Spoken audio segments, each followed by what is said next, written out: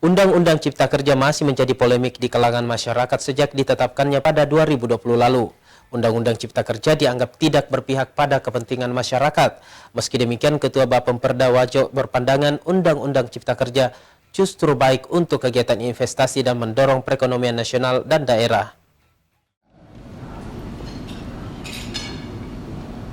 Kabupaten yang terpilih, nah kita undang. Undang-Undang Cipta Kerja masih menjadi polemik di kalangan masyarakat sejak ditetapkannya 2020 lalu.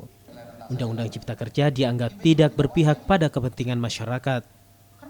Ketua Bapemperda Kabupaten Wajo Junaidi Muhammad mengatakan, dirinya mendukung Undang-Undang Cipta Kerja jika untuk meningkatkan investasi yang baik serta memperbaiki roda perekonomian di Indonesia, khususnya di daerah.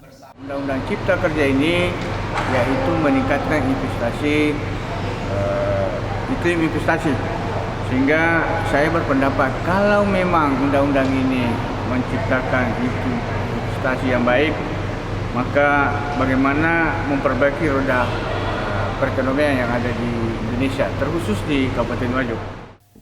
Pasca penetapan Mahkamah Agung, ia berharap kepada pemerintah pusat dapat merampungkan hasil keputusan Mahkamah Konstitusi soal Undang-Undang Cipta Kerja agar pemerintah di daerah tidak sia-sia melakukan penyesuaian seluruh peraturan daerah yang bersentuhan dengan Undang-Undang Cipta Kerja tersebut.